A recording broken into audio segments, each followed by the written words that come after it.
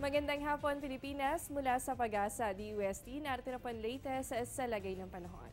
Silipin muna natin kung ano nga ba magiging lagay ng panahon sa mga susunod na araw. Para po sa Baguio City, asahan dyan ang fair weather conditions simula bukas hanggang sa araw ng Huwebes. Dito po sa atin sa Metro Manila, magpapatuloy din po ang mainit at maalinsangan na panahon. Sa katunayan, ang temperatura po natin sa loob ng 3 araw, nasa pagitan po yan ng 24 to 34 degrees Celsius. Para naman po sa Metro Cebu bukas, paghandaan po natin ang maulan na panahon at sa Wednesday, posible lamang kayo makaranas ng mga isolated cases of rain showers and thunderstorms. Pero pagsapit po ng Huwebes ay mataas na naman ang chance na makaranas kayo ng rainy weather condition at meron po yung kasama mga thunderstorms activity.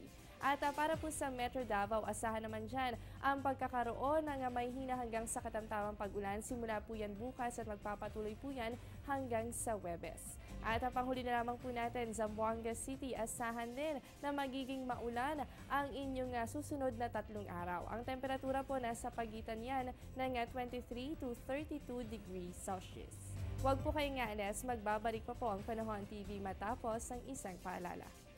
Tatanungin ko ang lahat ng nararapat itanong.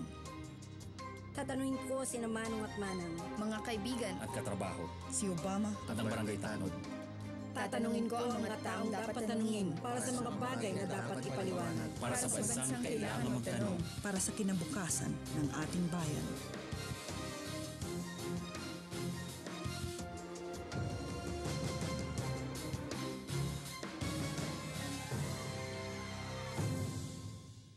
Dahil napapadalas na po ang mga pag-ulan, kaakibat rin ito ang mga pagbaha. Kaya para maiwasan ang perwisyo, i-take note po natin ang mga flood-prone areas dito po yan sa Metro Manila. Para po sa Quezon City, yan po ay sa Barangay Doña Imelda, Damayang Lagi, Tatalon at Talayan. Kasama rin po sa mga bahaing lugar ang Sampaloc, Quiapo, Lagos Nilada, P. Burgos Street at Rizal Avenue Corner, R. Papa Street sa Maynila.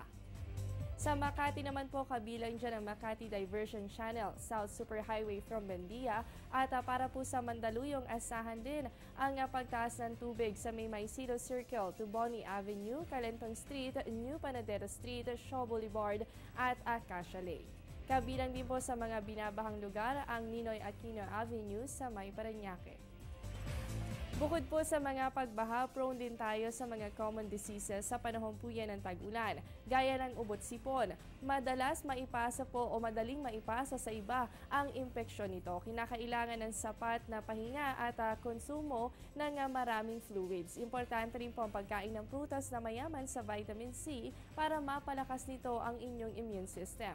Ang simpleng ubot-sipon ay maaari pong mauwi sa lagnat. Madalas rin ang mga nabibiktima naman ng typhoid fever tuwing tag-ulan dahil isa po itong waterborne disease. From January to May 2013, umabot na sa 133 ang naging kaso nito. Madalas nakukuha po ito sa mga contaminated food and water. Sa mga bahaing lugar naman, nariyan po ang banta ng leptospirosis. Ilan sa mga sintomas nito ay ang mataas na lagnat, matinding pananakit ng ulo, pamumula ng mata, pagsusuka, diarrhea at ang pagkakaroon po ng mga rashes.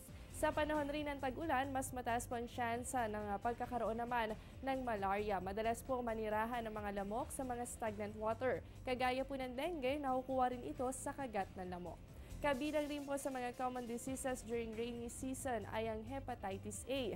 Ilan po sa mga sintomas nito ay ang paninilaw ng mata at balat, pagkahilo, pagsusuka, pananakit ng sikmura at ang pagdanas ng extreme fatigue. Kaya naman ngayon na madalas na po ang mga pag-ulan, mas kinakailangan ng pag-iingat at tamang kaalaman para maiwasan po ang perwisyong maaaring dulot nito. At ayan muna ang latest mula dito sa Pag-asa DUST. Manatiling nakatutok sa Panahon TV kung saan walang pinipiling panahon ang pagbibigay impormasyon. Ako po ang inyong nakasama, ang inyong weather body, Jessie Basco. Magandang hapon sa inyong lahat.